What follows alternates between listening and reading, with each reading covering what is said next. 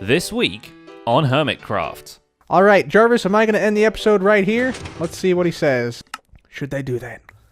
Do it! But that's all we've got time for in this week's recap. My name is Pixel Riffs, our writer is LoyXP, and here's False Symmetry asking the important questions. Because I was a bit of a numpty, basically put the wrong type of wood. Does anyone even call people numpties anymore? Is that deemed rude? Probably not even rude, it's just silly. We decided this was great material for a poll, so click over to the iCards in the top right corner and let us know if numpty is something worth bringing back. And with that out of the way, let's take a look at all the events and mishaps that occurred on the Hermitcraft server this week. I'm a numpty right now, that is all that is. Recent studies have proven that reverse psychology works perfectly on preteen children and ZAF's fanbase, as proven by them creating a remix out of Zed saying beets and wheat over and over when he specifically requested the opposite. Wheat or meat. We're going to be getting our thumbs green. We're going to be getting our hands dirty. You know what? No. I don't want it. No matter how many times I say wheat or beet, wheat or beet, wheat or beet, wheat or wheat, wheat or beet. Props to Pizzafoot for a catchy tune, plus for reminding ZAF that his crop farm is standing there with no villagers inside. I believe it's 41. Please stop. Yeah. Oh yeah, that was not video trickery, that was smartness trickery. To rectify that, Zed pays a visit to Tango Tech's nearby base and snags a farmer or two to trap them in the Eternal Harvest. He's gonna drown. Oh, saved. I saved you. I'm your saviour. You've got to like me now. That's the rules, right? Which is a punishment only slightly worse than the one that he and Tango Tech endure willingly, the Boat Bros minigame by Azumavoid and Python. What am I doing? No. I don't want crouch cam! Come on! I kind of got stuck in you. Alright, okay, so start from scratch. Their experience can be summed up by the following quote. Things that look easy but aren't. And speaking of bizarre experiences, after much struggles with redstone and stone brick variants, Tango Tech has finished his fiery tunnel leading from his base to the community area. His dreams of flying in with a blast and flames get almost crushed when a fan reminds him that the fire tick is off and flames won't go away on their own. But if Tango is willing to craft a ton of fire charges for this project, putting together a couple stacks of sticky pistons will not be a problem. Here we go, and go. Oh, yes! Now that Tango's evil pillar is complete, it seems to be drawing in other hermits. Both Joe Hills and Iskal stumble on it seemingly by accident, although in Iskal's case, it's en route to the iron farm. Iskal seizes the opportunity to see how tectoplasm is made and gets a mild case of crystal envy before returning to his own refinery and setting up a super smelter in the basement. I gotta say, this is probably one of the best bases I've ever seen in Minecraft, built in survival. It's absolutely fantastic. I don't know how good it is in vanilla textures, but with my black nether brick, oh my goodness. Joe flies past en route to the community area, which happens to have the nearest dark oak forest he can recall, with the plan to create an overgrown tunnel as part of his D&D adventure.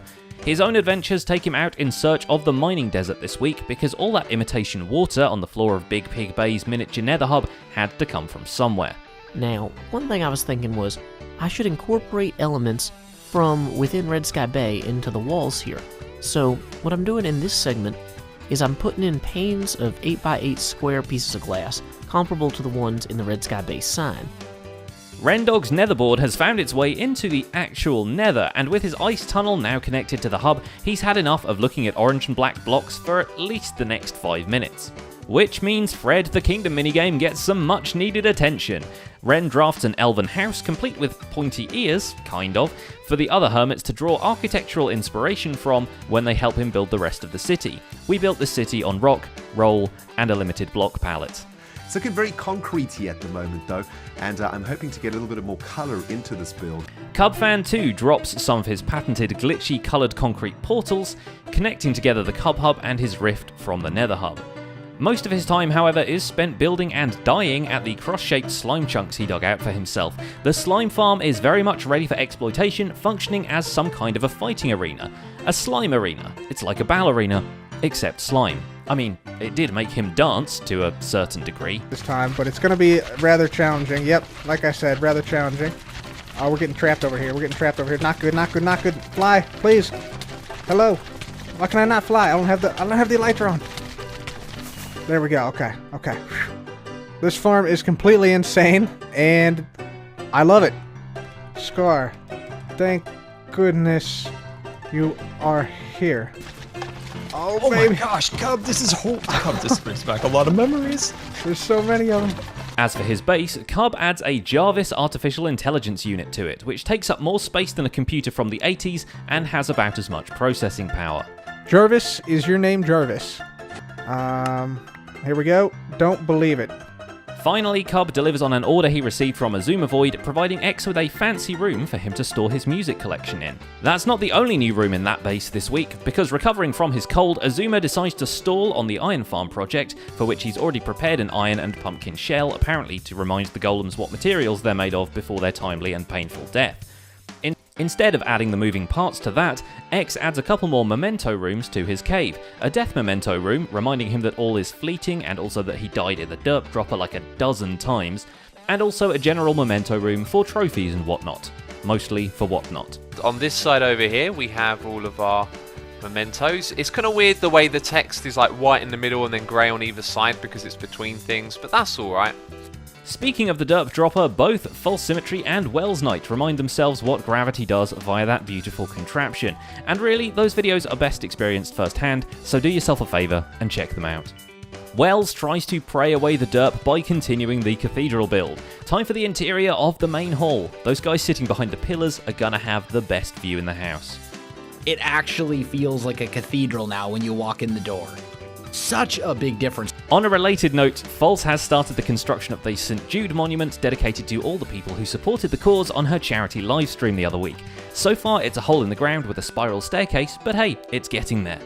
It's builds like that that will surely drive customers to the Build for Hire shop, now open for business opposite the Pet Rock store, that actually has named rocks for sale, inspired by the audience. Desmond, Roxy, Dwayne, obviously, Rocky McRockface, Geordie, Pebbles, Bruce, and Moses.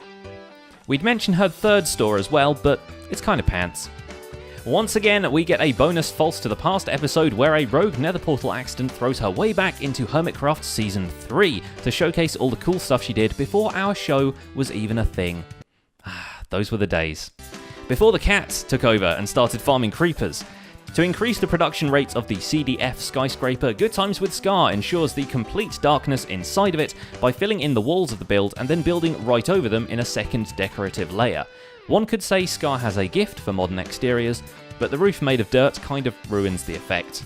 And it is looking amazing, my friends, but unfortunately the other side is not done because I have burnt through more resources than I ever would have imagined with this project. TFC also finds himself building in a more modern style this week, going in a completely different direction from the houses he and Wells Knight drafted together a couple of weeks ago. Despite admitting that modern builds are several leagues out of his comfort zone, he's actually pretty pleased with the results. I think it might actually be something that isn't necessarily a god-awful, ugly monstrosity. The man has high standards. As does Impulse SV, so high that they're floating in the air, suspended on a giant platform. Hardy ha ha, we've done this joke before. This week, though, he's back below sea level designing a cow farm so that he can give the people of Atlantis that library they've always wanted. Side note, if you have cows in the basement of an ocean monument, are they technically manatees? Sea cows? Anyway, once the cow farm has yielded a decent batch of leather, the library gets outfitted with some redstone contraptions that will dispense books instantly at the press of a button, making it only slightly more efficient than Amazon Prime. But our weekly dose of redstone shenanigans would not be complete without Mumbo Jumbo, who finally makes it to the community cave to set up his door store. Cue the theme song.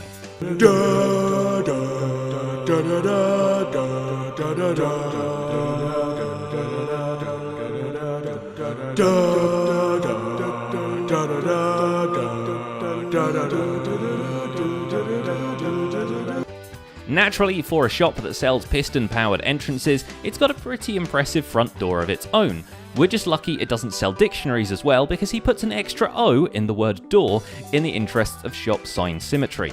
We should also do our bit in wishing Mumbo a very happy birthday. Totally was not expecting that to look good, but it does. Apparently I'm only 7 years old.